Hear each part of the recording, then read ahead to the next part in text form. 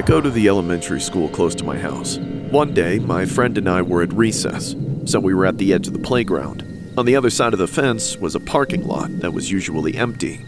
That's why it was easy to notice when a small, dirty silver car drove in and parked right on the other side of the fence. Nobody got out and nobody tried to talk to us, but it was still really weird. There was a man inside, staring dead ahead, but he was bald, skinny, wrinkly, and as far as we knew, a complete stranger. Cutting our conversation short, we walked away, but we didn't tell anyone about it. We weren't sure if it was serious or not, and when we looked back at the end of recess, the car was gone.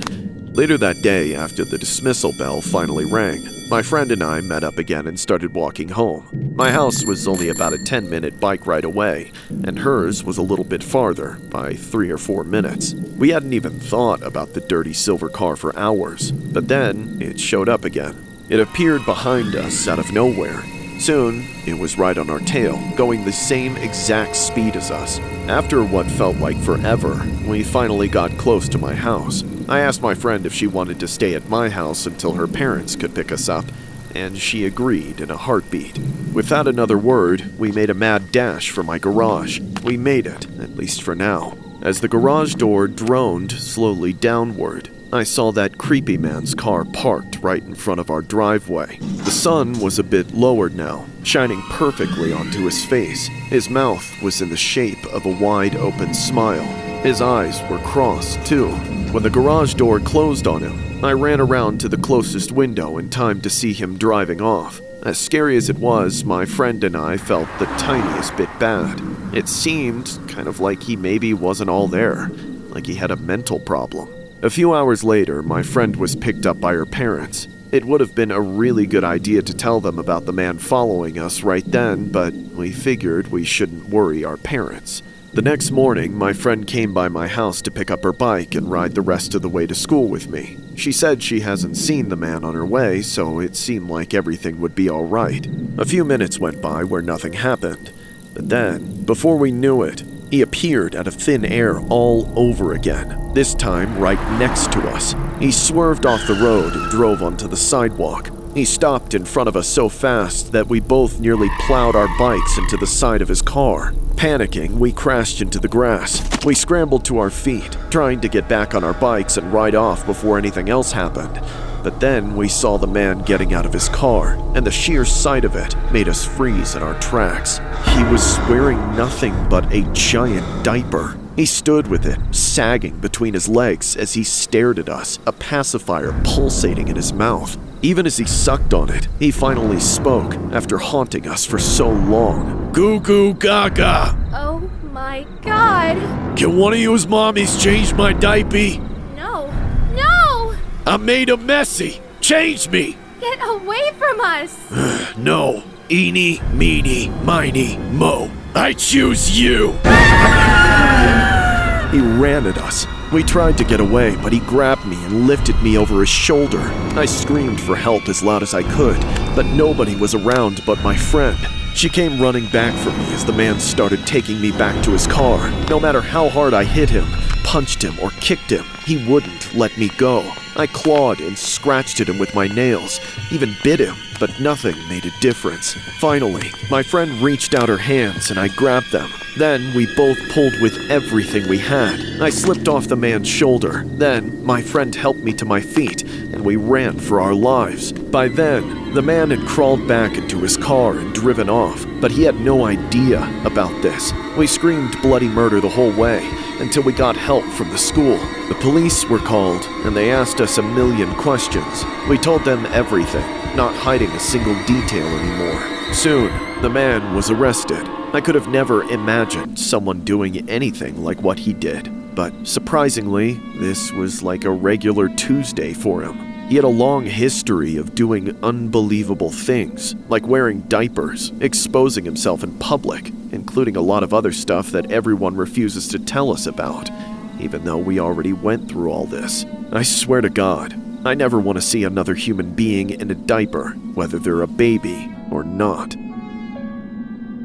This school story was inspired by a man who has had a history of arrests dating back to 1999 of voyeurism for watching younger people and exposing himself while wearing a diaper. Thursday, he was accused of asking 2 girls to change his diaper in a Tyler neighborhood.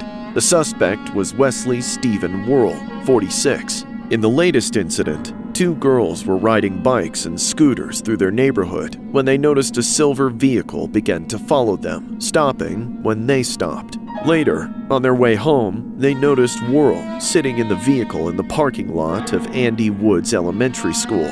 Worrell then got out, only wearing a diaper, and shouted, "Goo goo gaga, I need a diaper change." Frightened, the girls quickly rode away, approaching another family's home where a man and his sons were working in the garage. The man said the girls rode up so fast they skinned their knees, claiming a scary man was chasing them. The son went searching for the vehicle they described, while a woman in the home attempted to calm the girls, who were visibly shaking and truly petrified. Investigators were later able to identify Worrell as the suspect and arrested him at his place of work.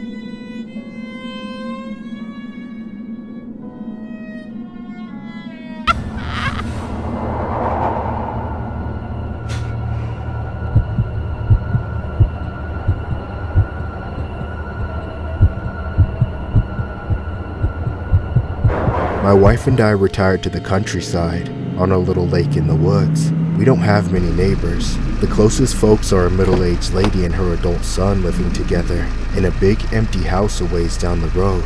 Penny and Chad sometimes go fishing on the lake, but otherwise, we don't see them. The last time I saw them, something in that boy was twisted to all hell. A couple days before Mother's Day, I was fishing off my dock, trying to think of what to do to make my wife feel special. At some point, I looked to my right and saw Chad coming down the way. I waved at him. He waved back.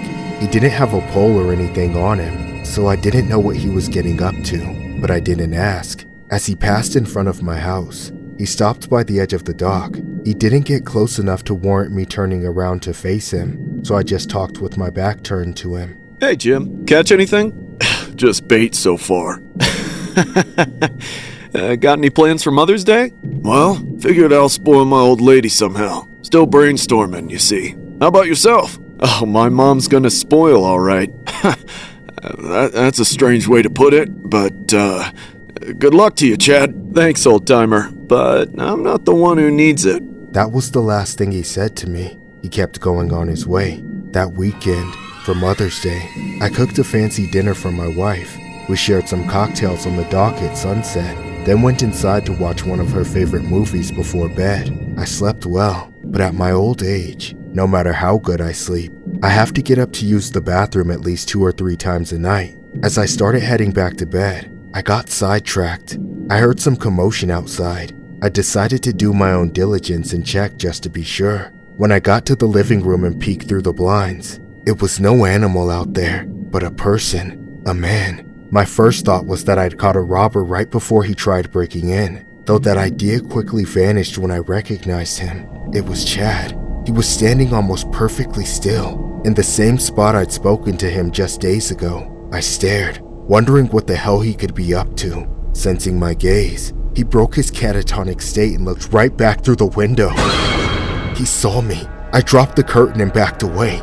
A minute later, I braved another peek through the same spot. Chad's face was right on the other side of the glass. I shouted at the top of my lungs, fell back and landed on my ass. It hurt like hell, but I instantly tried to get back to my feet. I was expecting Chad to come breaking in at any second. Then I heard it. He was pounding on the door. I had to get up, had to defend my home, but just as quickly, I came to my senses. I felt my wife's hand on my shoulder, and her voice telling me in the nicest way to cool my shit and tell her what was happening. The pounding in my heart wasn't from Chad. It was from her barreling down the hallway at top speed to get to me, thinking I could be hurt. For an old lady, she's still fast. I felt much better remembering she was around and not just a damsel in distress, but a hard bitch too. I told her Chad was out there, acting like a literal lunatic. She looked outside, but by then, he was long gone. I had to endure some jokes about me becoming senile and making things up, but in a few days' time, my sighting would be confirmed. Although, I'm not exactly thrilled about being right. On Tuesday morning, the news was all about one thing. The body of a woman had been found in a burnt-out car crashed on a riverbank just a couple of miles from my house. The remains belonged to Penny, our closest neighbor. Immediately, I thought of her son, Chad, what he had said to me on the dock that Friday, how he showed up at our house on Sunday night, obviously in an altered state of mind. That day, I went down to the station to tell the police what I saw, but I could tell by how serious they took my statement that Chad was already a prime suspect. I still didn't think what I gave them would be much help, but when the rest of the details of the case came out, I'm glad I did my part in taking that bastard down. Chad had in fact murdered his own mother, on Mother's Day no less. He kept her body in the freezer for 24 hours. Once she froze solid, he sawed her into pieces, then loaded them up in his car and drove out to the river, where he set the car on fire with his mother still inside. Chad was convicted on all counts and sentenced to live the rest of his life in prison. His motive is still a mystery to everyone in town. When I close my eyes though, I see the answer. I remember the look in his eyes the last time I saw him, and I know he did it because he's just plain, pure evil.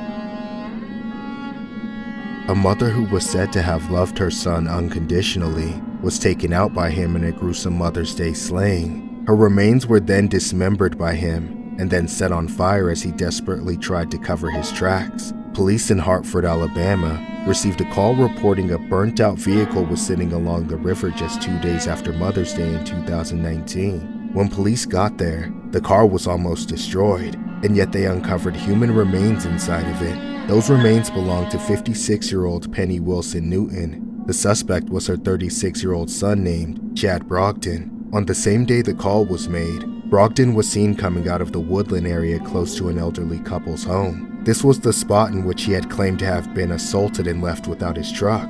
The following day, police identified her son as a person of interest when a deputy spotted burns on his body, paired with the smell of smoke on him, and boots with prints that matched those on the crime scene. When officers searched his home, they found further evidence and traces of blood found in his freezers. It's believed that Brogdon took out his mother on Mother's Day before driving up to 20 miles away and dumping the vehicle with her remains inside, and then setting it on fire in an attempt to destroy the evidence. He was later charged accordingly.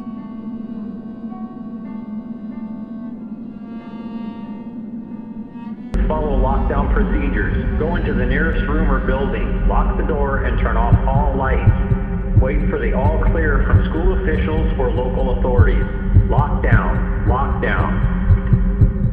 Growing up in a tiny community like mine, you hear about all this crazy stuff on the news, these massacres and tragedies day after day, but you think that'll never happen here. A day came that not one of us will ever forget. I was in school watching the minutes go by, waiting until I could finally go home. I excused myself from class to go to the bathroom, but I didn't really have to go. I just wanted to look at my phone for a few minutes without the risk of it getting confiscated.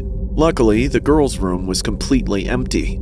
I took the stall, second from the end. While scrolling through Snapchat, I tapped through a bunch of people's stories, but one person had quite a few more posts than anybody else. They were absent that day, and whenever they stayed home from school, which was quite often, they always did a bunch of schizo posting. Growing up, their name was Jessie, until they came out as transgender and started going by the name Jennifer. I changed their name on Snapchat, but otherwise, I didn't really care. I wasn't friends with them, just acquaintances because everybody knew everybody. What matters is, completely regardless of their gender, Jennifer was a nutcase. They were crazy before transitioning, and they were just as unpopular afterwards. After being on my phone for a few minutes, I decided to finish up before my teacher got suspicious. Just as I was starting to finally piss, someone walked into the bathroom. I couldn't tell if they were a teacher or a student. They were being oddly quiet. It sounded like they went into a stall, but I didn't hear it close or anything like that. Of course, I had no reason to be overly cautious, so I wrapped up and exited the stall. Right as I walked out of it, a loud sound started reverberating through the bathroom. Someone had started pissing. Then I took another couple steps and passed by a stall I thought was empty. But even though the door was open, it was absolutely occupied. I saw none other than Jennifer, pissing while standing up in full view. It took everything I had to not stop and stare in shock. I forced myself to continue to the sink and wash my hands. Jennifer had enough time to finish her business at the toilet and started washing her hands in the sink next to mine.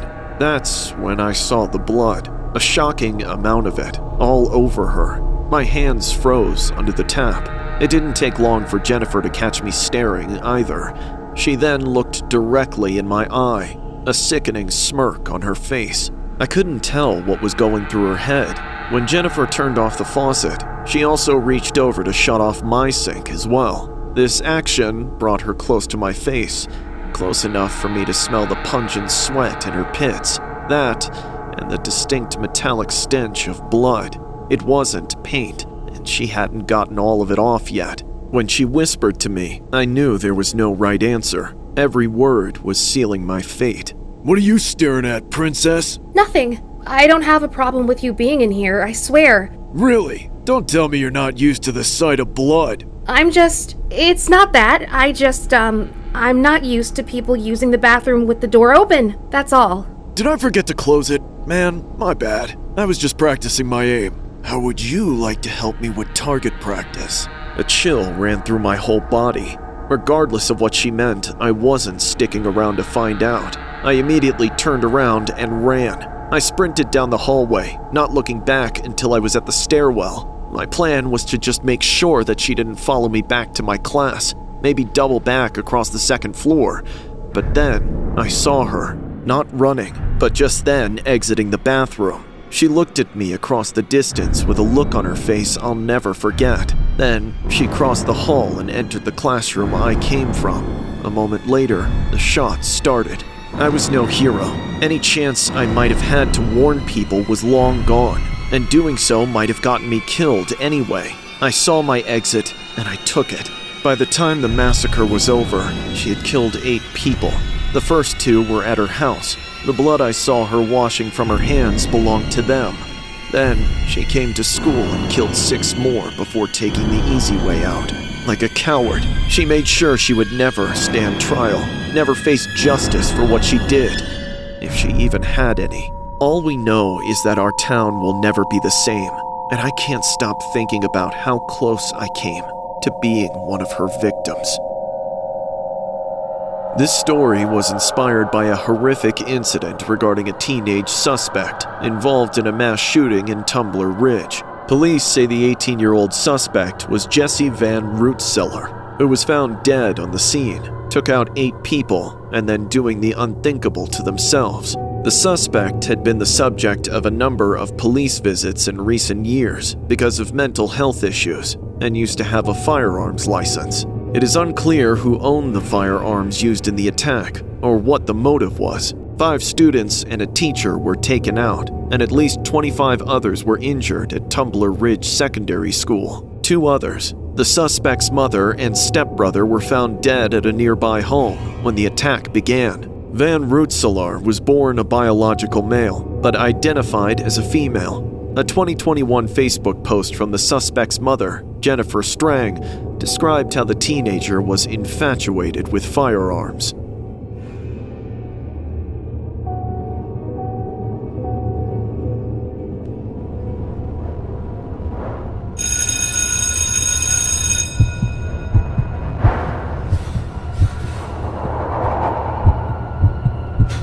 When my son began attending public school, I was finally able to return to work full-time thanks to him taking the school bus. Of course, I expected starting school to be a big adjustment for him. He was more upset about going to school than ever. At first, I worried that the other kids were bullying him. I asked him if that was the case, but he said no. For a while there, I could tell he was genuinely scared. I decided to go to a few parent-teacher conferences to suss out if it was his teacher or the principal that were responsible. His teacher and everyone else I met at the school turned out to be the nicest people I could have asked for. They were not the problem. Sadly, as this went on for weeks and weeks, my son became a bit of a problem himself. Initially, I got annoyed. I even lashed out at him for being a brat. Turns out, the doctor could not give a conclusive diagnosis. She suggested the problems with him still had a source, something definitive and external, not internal. And if that source was something he refused to talk about, I would need to figure it out myself. But one night, my son did something different. He came into my room at 5 in the morning. He must not have slept at all. I was just waking up, minutes before my alarm. He stood in my doorway and stared at me for a while before coming up to the bed. Mommy. Mommy. Mom. Why are you out of bed? Can you take me to school today? You know I can't, baby. I have to go to work. Please. No, just go back to sleep for now. It's your fault then. What? The last thing he said caught me off guard. He had already walked out of the room before it registered. I got up and checked on him right after. He was lying in bed, staring straight up at the ceiling. He refused to talk to me. I wanted to give in and drive him to school, but I didn't want to make a habit of it. Instead, I had a different idea. I finally had some insight as to what was causing his problems, or at least where and when it was happening. The school bus. I remembered it being a scary place as a little kid, but I had to think of a way to get a view inside without anyone knowing. Within a few days, I had everything assembled. I gave my son an early birthday present, a brand new lunchbox. I made sure he saw that it was packed full of sweets. That way he wouldn't even notice the slightly oversized name tag clipped on the handle. It was a hidden camera. Whatever was going on, it would show me. The next day, I sent him off to school, having to force him to get on the bus as always, hopefully for the last time. At the end of the day, I took the camera and plugged it in to review the footage. Bye! Have a good afternoon! Do your homework! Come back soon! Finally, that's the last of them. Now it's just you and me.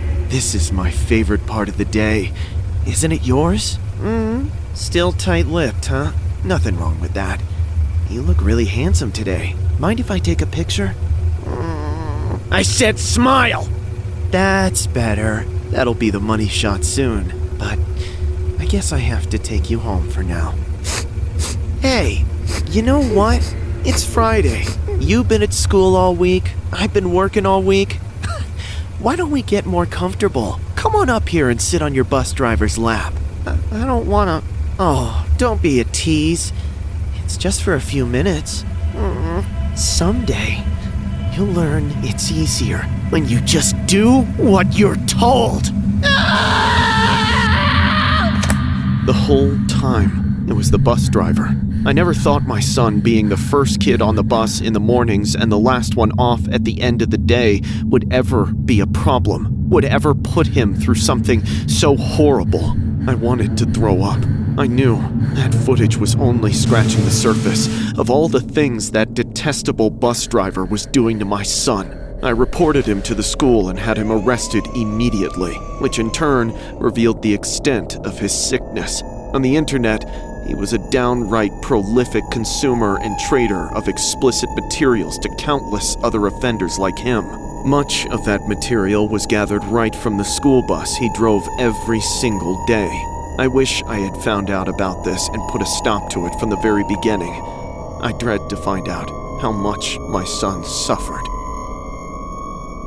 A Caldwell school bus driver accused of possessing and distributing underage content is now facing 10 felony counts. Jeremy Wakely, 42, appeared in court Wednesday morning. Each count carries a potential sentence of up to 30 years in prison if Wakely is convicted. Wakely was first arrested in January after investigators traced the download of the distributing suspected material to an internet address at a home on East Linden Street in Caldwell. Investigators later executed a search warrant at the home, where Wakely allegedly admitted to using the messaging app Telegram to exchange explicit images and videos online, and acknowledged he knew the activity was illegal. During the investigation, authorities say they recovered roughly 2,500 files from Wakely's cell phone and from a USB drive connected to a laptop found in a bedroom he said belonged to him. Authorities have previously said there is no evidence of local victims connected to the case at this time.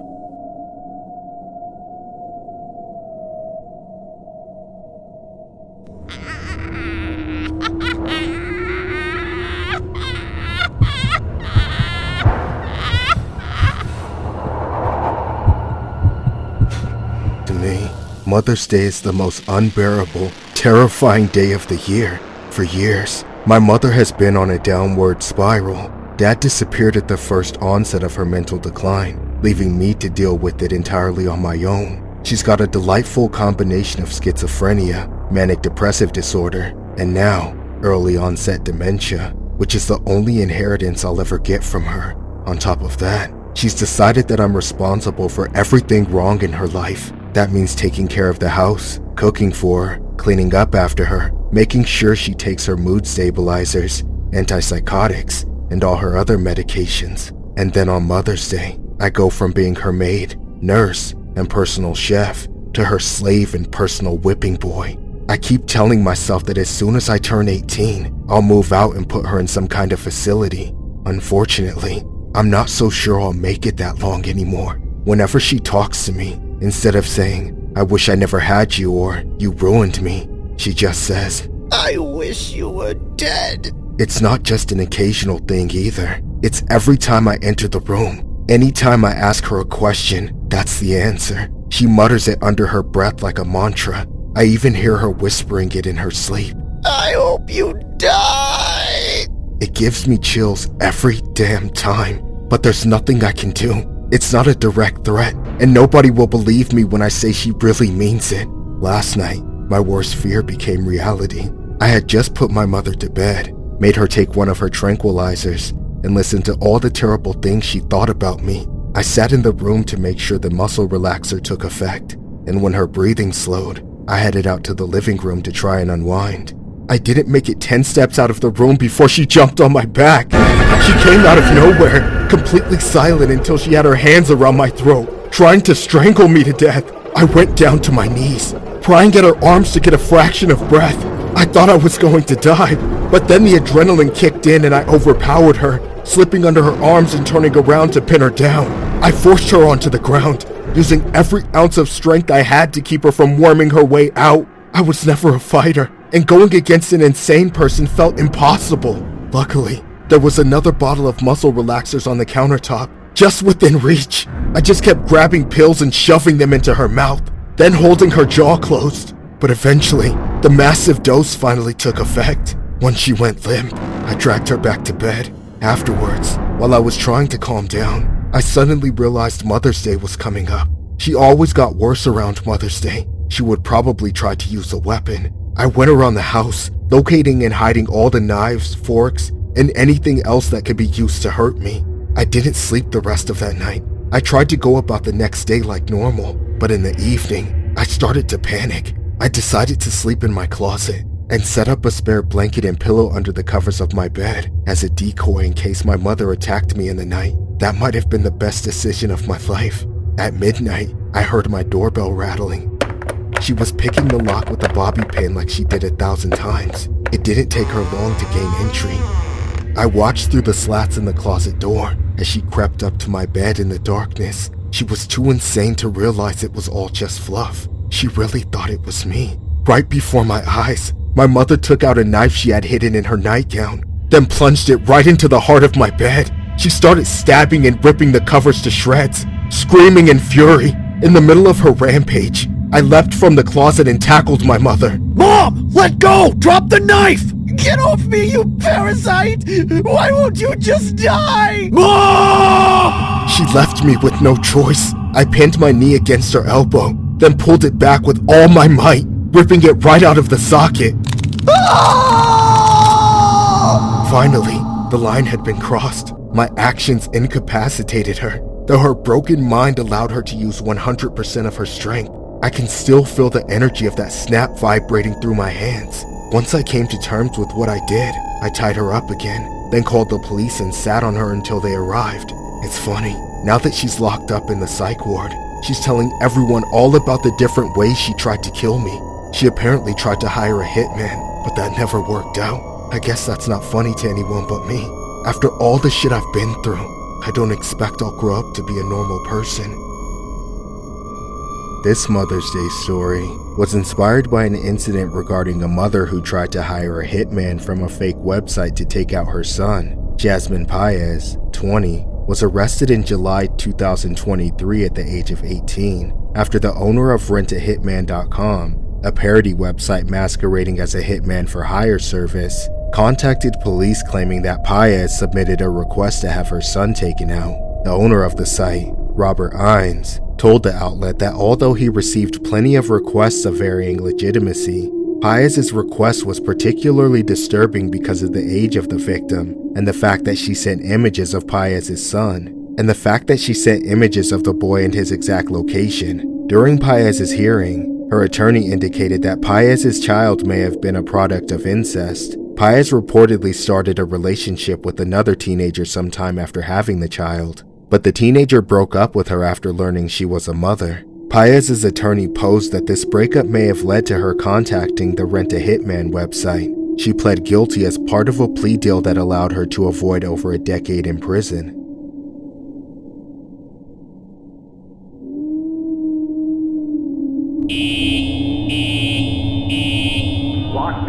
Lockdown. This is an emergency alert. Please follow lockdown procedures. Go into the nearest room or building. As a school resource officer, I'm tasked with maintaining order in an active community of nearly 1,000 students. Recently, a case of bullying has become of particular interest. For one reason or another, got a target painted on his back.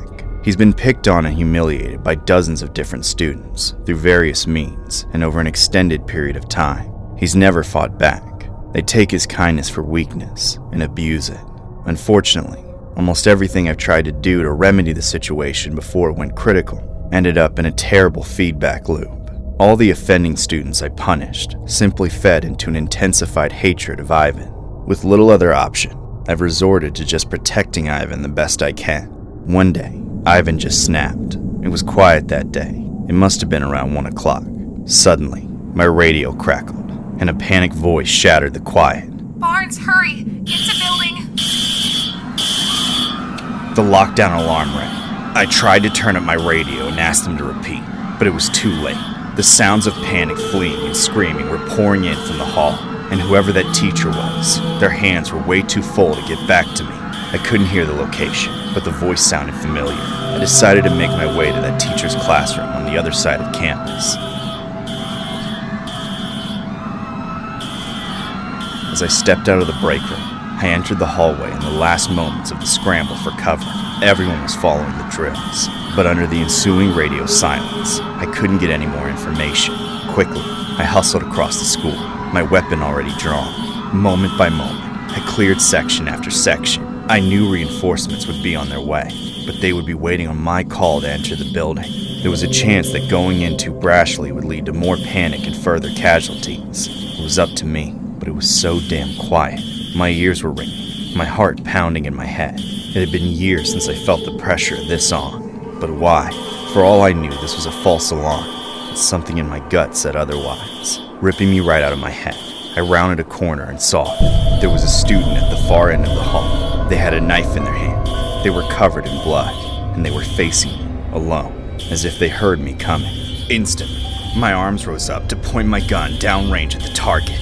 My finger touched the trigger, but then I stopped. I lowered my gun. It was Ivan. The look on his face was haunting. The only person he had hurt so far was himself. His forearms were gashed right down the middle. I started moving forward.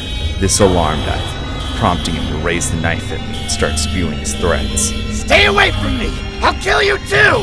Take it easy, Ivan. It's just me. We're friends, remember? I'm not gonna hurt you. Don't call me that! You're not my friend! You don't give a shit about me! Come on, Ivan. You know that's not true. I've always looked out for you. I'm sorry about whatever happened. Then prove it! Drop your gun!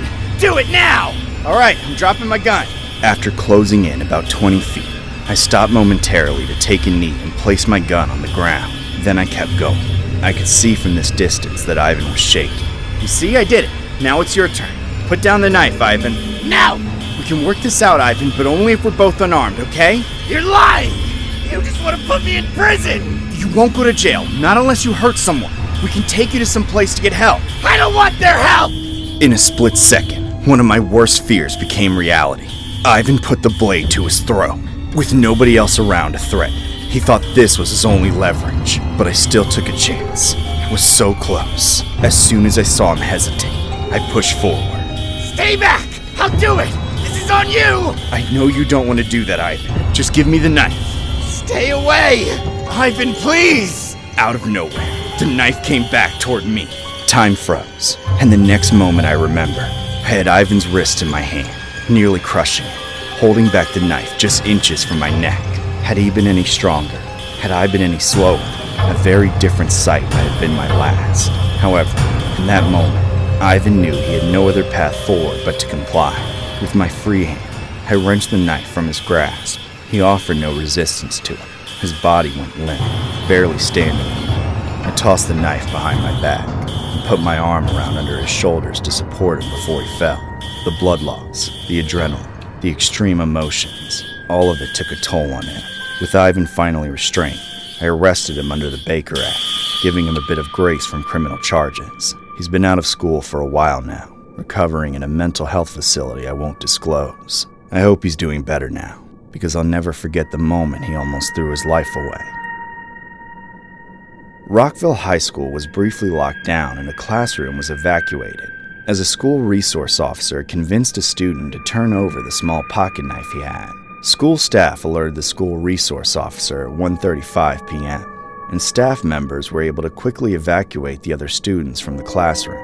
According to police, the student had some cuts on his arms, and the school resource officer convinced him to turn over the knife peacefully after about 30 minutes. The school lockdown lasted for around 10 minutes. An ambulance brought the student to a local hospital for a psychiatric evaluation. Police are investigating, and no charges have been filed at this time.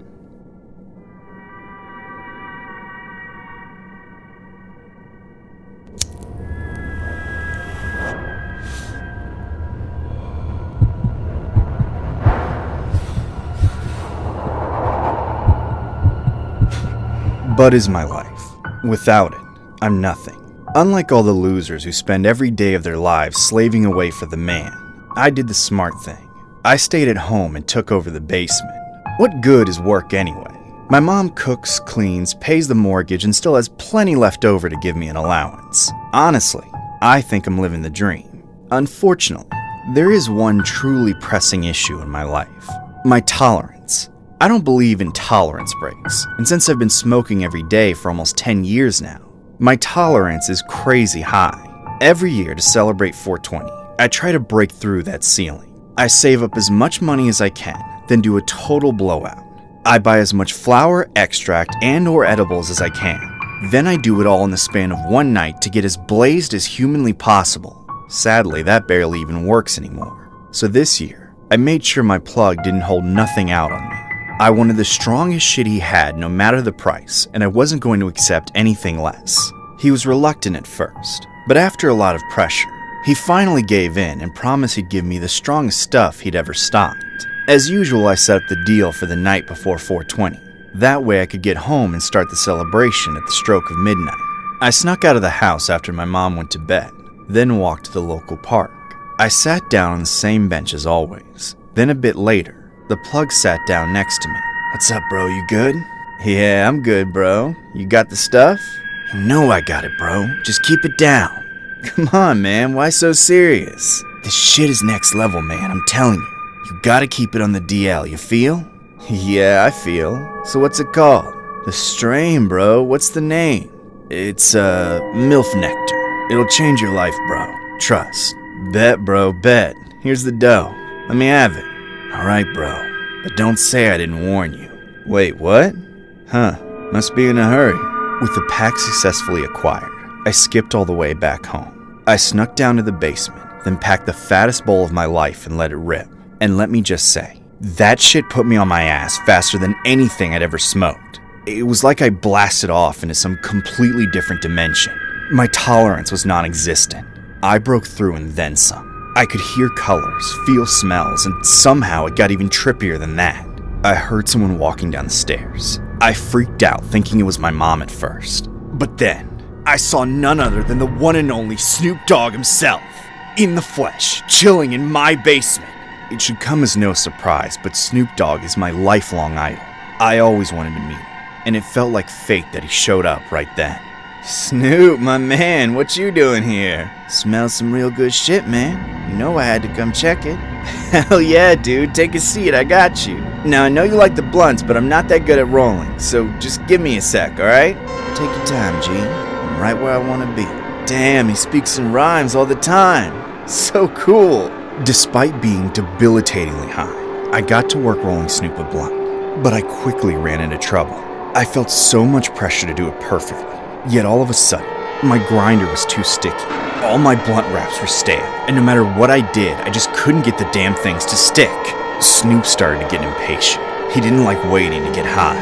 It made him sober up, and that's not Snoop's natural state of being. He kept offering to help, but I was determined to get it right. I was almost there. I just needed to pack in a little more. And then, my last blunt wrap ripped. There was just no way I could repair it. I didn't have the skills. I looked up at Snoop, and his smile had turned. His chill, relaxed vibe was gone. His teeth were showing. These awful, sharp teeth protruding from his mouth. He was morphing right in front of my eyes into some kind of freak, a demon, I don't even know. Whatever that thing was, it wasn't the D.O.G. anymore. It lunged for me, trying to rip out my throat. I fell back over the couch, rolling up to my feet. I made a break for the stairs with that monster right behind me. I managed to get up from the basement, ran across the hall, then all the way to the front door. As I ripped it open, I jerked my neck back to see if Snoop was still there. But then, everything went black, just instantaneous, like I'd been shot in the head. I was dead, or so I thought. The next thing I knew, I was looking straight up at a blinding white light. God? No. I blinked, rubbed my eyes, and realized I was staring at the sun. I was lying on my back in the front yard. At first, I couldn't wrap my head around what was happening, only for it to hit me. I had just been laced. I was devastated. How could my plug do something like that to me? A loyal customer of so many years.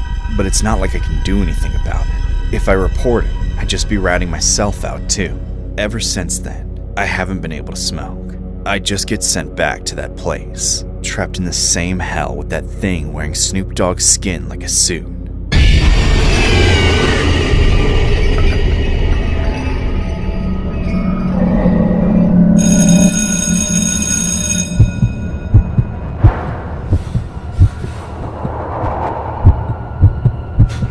At my school, everyone knew this one teacher, Miss P. She was super nice. Her class was really easy, and every few weeks she would bring a batch of homemade treats to share with her students. While all that was true, I never felt comfortable in the same room as her. Something was just off. I tried as hard as I could to avoid getting on her bad side. I'd seen her facade of super niceness crack a few times, and I didn't want her to snap at me the same way she did at all those other kids. Of course, it was only a matter of time before I slipped up. I was in the mood to skip a little class one day, for just a few minutes, which was long enough for everyone to be seated, and for Miss P to have begun her lesson. I barged in, too out of breath and panicked to be quiet, interrupting Miss P in the middle of her sentence. Everyone was staring at me.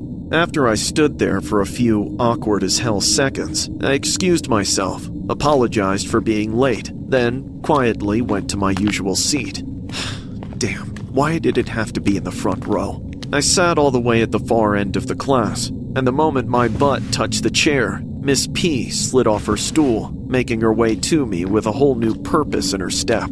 As she stood over me, I found it impossible to look her in the eye, but she commanded obedience, and even though her voice started out calm, it didn't stay that way.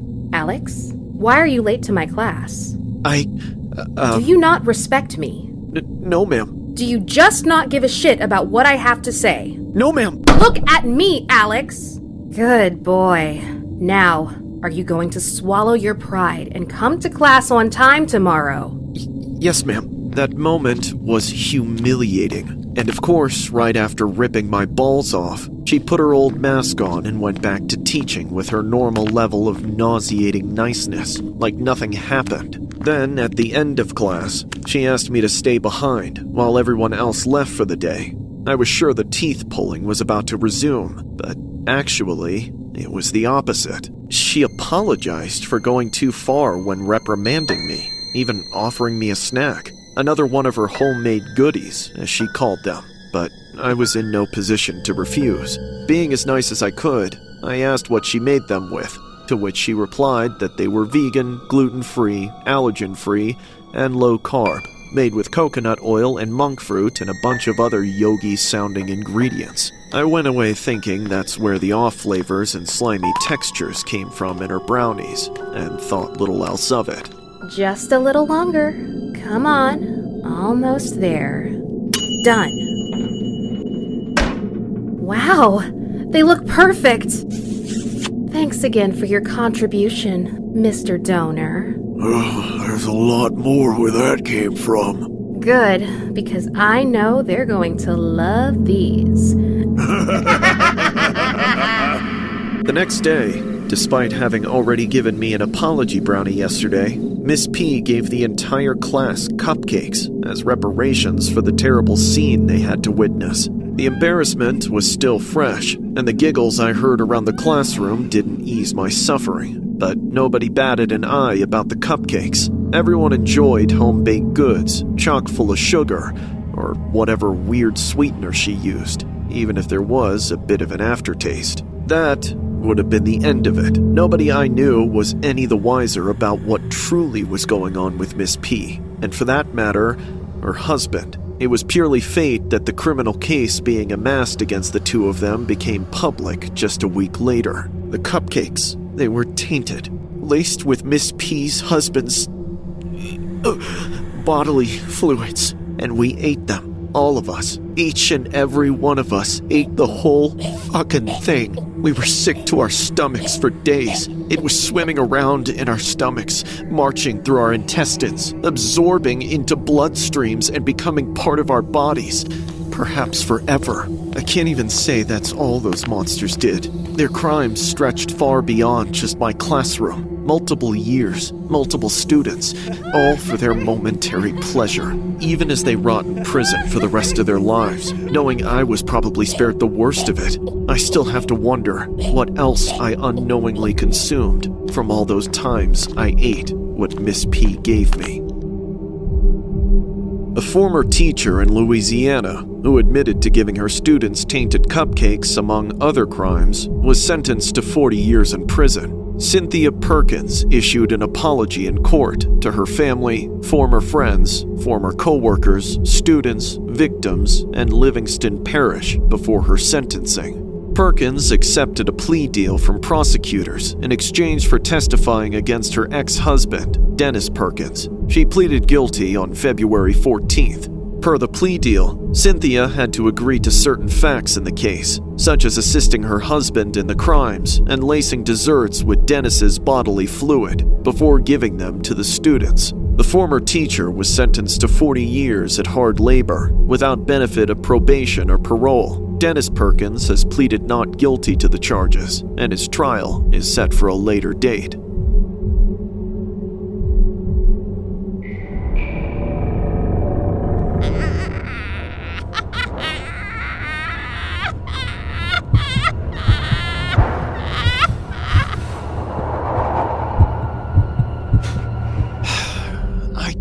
I just don't understand where I went wrong with Anthony. All my other children turned out okay, but he went and threw it all away on drugs and gangs that never gave a damn about him in the first place. Before he went to prison, he was burning bridges left and right. His own brothers and sisters shut him out. Some of his cousins filed restraining orders. There was nobody left to be sad when he finally got caught and lost his freedom. Nobody but me. Anthony was in prison for 15 long years. They let him out 5 years early for good behavior. That gave me hope he might have changed. He was my son. This was his chance to have a fresh start. We talked on the phone for hours. Of course, Anthony asked quite a few times if he could live with me. I made it clear he would have to find his own place to stay. I did invite him over to visit for Mother's Day, though only for a visit. Anthony showed up on time, sure, but he wasn't sober. He looked just as hopped up as he ever did. Worse, actually. His eyes were more red than white, darting in every direction. His skin was pale, clammy, and covered in horrendous prison tattoos. He hadn't gotten one bit better in all this time.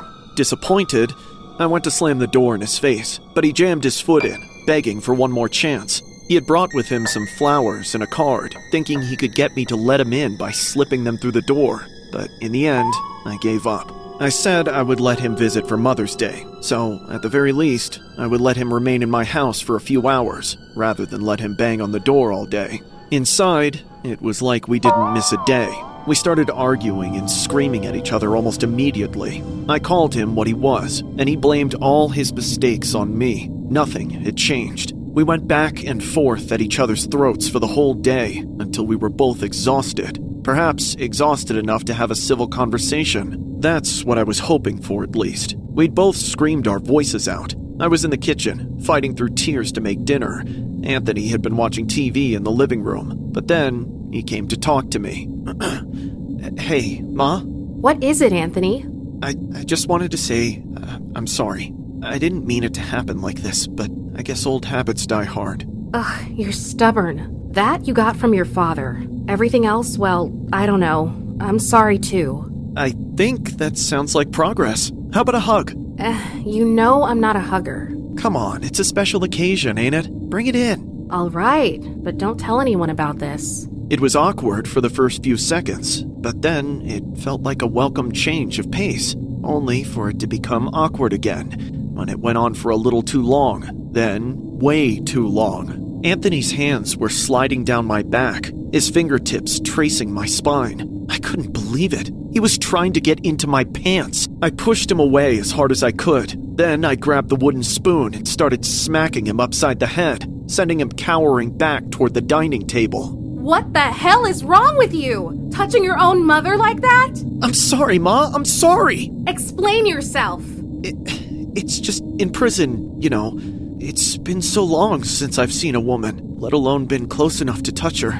I thought if I came here, you know, since Dad's been dead so long, we might be able to help each other out. You get out of my house and never come back!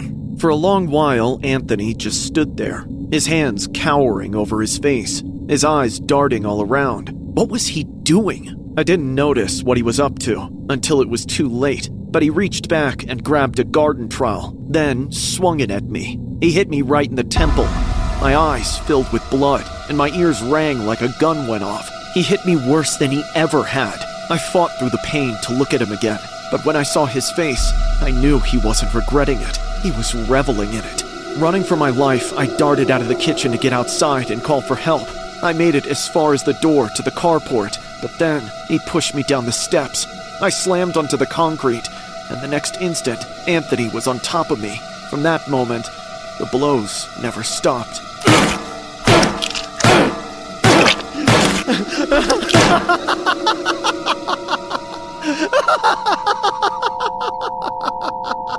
On Mother's Day 2017, after brutally murdering his 66-year-old mother in her own home, Antonio Gladney fled the scene, only to return later that evening to speak with law enforcement as if he were innocent. 4 days later, he finally confessed, claiming he was under the influence of, quote, something. He is currently serving a life sentence. On May 14th, 2017, 35-year-old Antonio Gladney used flowers and a Mother's Day card to convince his mother to let him in her Shannon, Mississippi home. An argument ensued between them, and Antonio attacked Molly with a garden tool, tragically ending her life. Antonio fled the scene. Law enforcement was called. Later that evening, Antonio returned to the home and spoke to them. He was arrested and charged accordingly. 4 days after the slaying, Antonio stated he was ready to man up and admitted to taking out his mother, claiming he was under the influence of something. As Antonio awaited trial, he pulled a shank on Lee County detention officers as they performed cell pod inspections, resulting in additional charges. Rather than going to trial, Antonio pleaded guilty to all the charges and was sentenced to life in prison.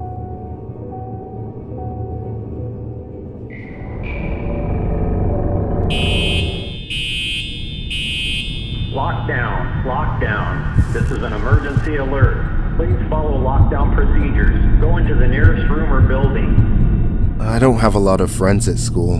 One of the few friends I have, this kid named Zach, he's a full-blown incel. Kids either bully him or go out of their way to avoid him. Unlike me, he's just too weird and creepy to fade into the background. He basically came up to me and decided we were going to be friends on the first day of freshman year, and ever since then, I've just had to tolerate him. I always joke with my friends online that I only keep him around because if I'm his friend, he might warn me not to come to school the next day in case the bullying finally makes him snap. One day, that joke became a reality. There was no warning, no signs of declining mental state.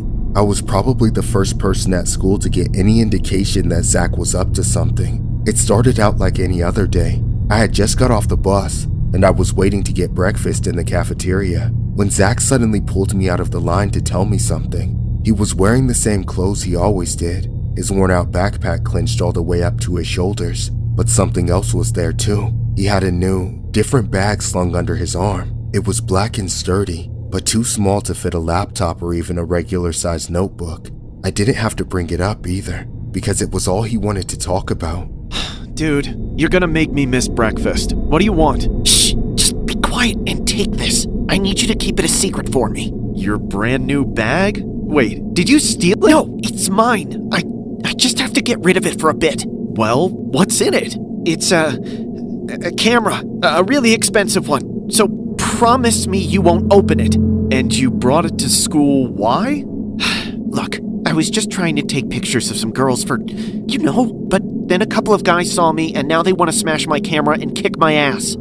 Sounds like you deserve it, you creep. Shit! I gotta run. Take this and don't look in it. As fast as he appeared, Zach shoved the bags into his hands and bolted. I looked around for that group of angry guys chasing after him, but I didn't see anyone except the people in line who had witnessed our entire interaction. Not sure what else to do, I put the bag over my shoulder and went to the back of the line. As I waited, I started to feel how heavy it was from the strain on my shoulder. I got breakfast, then went to class, trying to ignore the extra weight I was carrying. Minute after minute, it was all I thought about, until I finally couldn't resist the urge any longer. In the middle of class, I slowly and quietly opened the zipper by a few inches, then looked inside. My worst nightmare came true right in front of my eyes. There was a gun in the bag. Immediately, my skin felt like it was on fire, and I started sweating profusely. I was afraid if I bumped the bag the wrong way, the thing inside might randomly go off.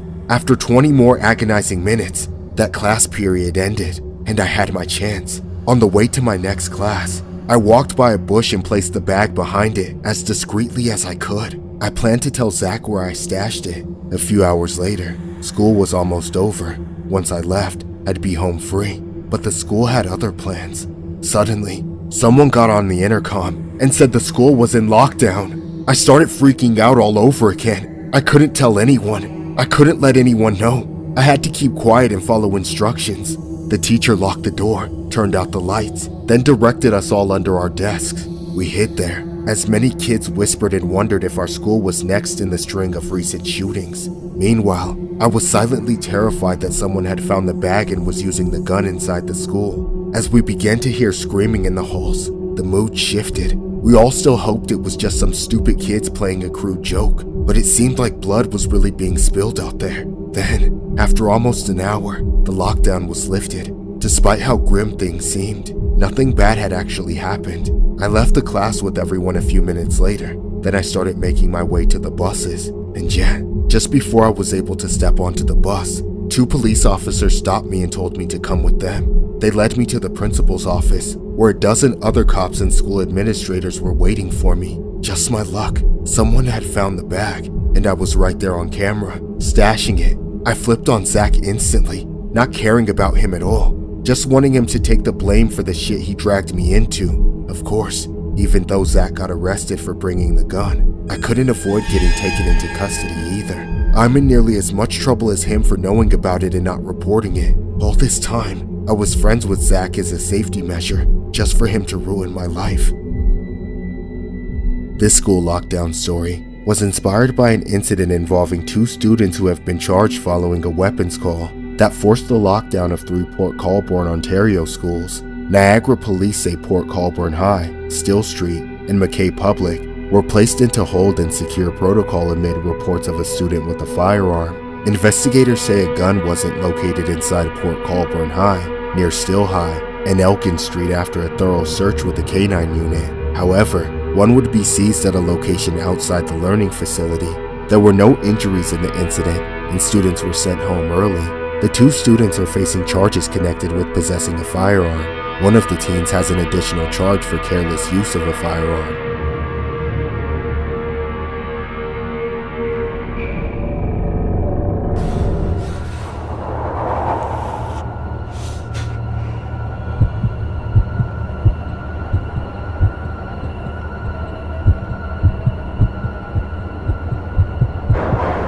College, I had my first 420 experience. It was mortifying. Back in high school, nobody in my friend group had messed with the stuff, but that changed rapidly in college. On 420 weekend, my best friend invited me to go with them to a hotbox party. He was under the impression I had FOMO, so when he was offered a +1 to this big party, he wanted me to come along. I couldn't say no. I didn't want to be labeled a loser. Of course, I was a nervous wreck the whole way there. And it only got worse when I laid my eyes on the address. Instead of being held in a house like I thought, the party was happening in a tiny 3rd-floor apartment with a serious lack of windows, no ventilation, no easy access to the outdoors, and only a few choke points through which to escape if an emergency were to happen. From the ground, I could hear the oppressive volume of the repetitive music and the sheer number of people inside.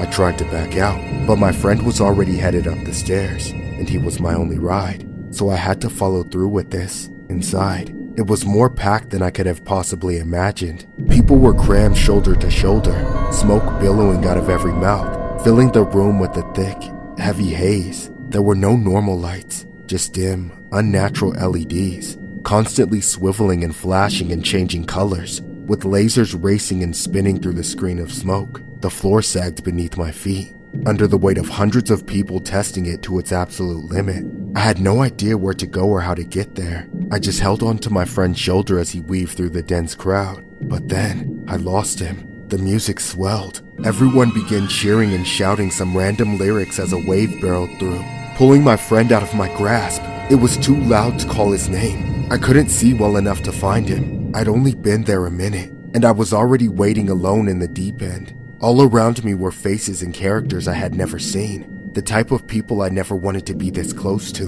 Stoners of every breed from the harmless to the heartless were surrounding me. They stared dull daggers into my soul, blew smoke into my eyes, sending toxic substances down my throat and coating my lungs with their concoctions. Among them, hiding in the shadows and corners, were the evilest people at the party. The thugs, dealers, and groomers. They wore dark shades and hoods, puppeteering young women under their arms, and for all intents and purposes, everyone here was under their control. I had to leave before I suffocated, before I succumbed to a coughing fit that would have me passed out and trampled at best, or violated at worst. I had to get to the bathroom, get alone, get a moment to breathe and think. I pushed and wormed and fought my way through the brain-dead people in my way, finally making it to the bathroom door right as it opened. As the last person left, I slipped inside. I turned around, grabbed the door to shut it, and locked myself in. But at the last second, the entire mob of people on the other side pushed through. I was beaten back by the door, as a hysterical crowd filled every inch of the space. They were all speaking to each other in words I couldn't comprehend, all except one phrase, hotbox. Before I knew it, the tiny room was filled with smoke so thick, I could no longer see through it. My own hands disappeared. I struggled to find my way back to the door. When had I even been pushed away from it? I couldn't get my bearings, let alone find my way. I could barely even breathe. How was I the only one suffering and suffocating? As everyone around me moaned with pleasure, it felt like my only option was to appeal to their basic humanity, if it was possible to reach it. Please! Everyone stop! Help me! I can't breathe! Help! Oh my god, look at him! That guy's greening out. Somebody wake his ass up. No, I'm not asleep. I'm sick. I'm gonna die. Is that him trying to talk? What a freak! Get that loser out of here before he... It was too much. I felt my heart stop, my lungs lock up. I tried to get things going again, but I couldn't. All I could feel were thousands of hands grabbing me, trying to rip my clothes and dig under my skin. I thrashed against them, unable to do anything else. Then, just as I was beginning to make sense of it, I got dumped back into the pit. I saw myself getting hurled out of the bathroom, Then I was sucked back into my body as my head hit the floor. I looked up, seeing the dumb, sneering faces looking down at me. Then I realized that in the middle of everything, I had thrown up all over myself, probably over multiple other people too. Perfect. In that condition, nobody would want to touch me, which meant they would get the hell out of my way. I stood up, parting the sea of morons, and ran out the door. I didn't bother to find my friend. He wasn't my friend anymore after bringing me to that waking nightmare. When I finally got out, I could acutely feel just how affected I was by everything I had inhaled. I was gone out of my mind, but still closer to reality than I was while trapped in that bathroom. I managed to get home safely, but I've never felt quite the same after that experience. Ever since 420, everything has felt different.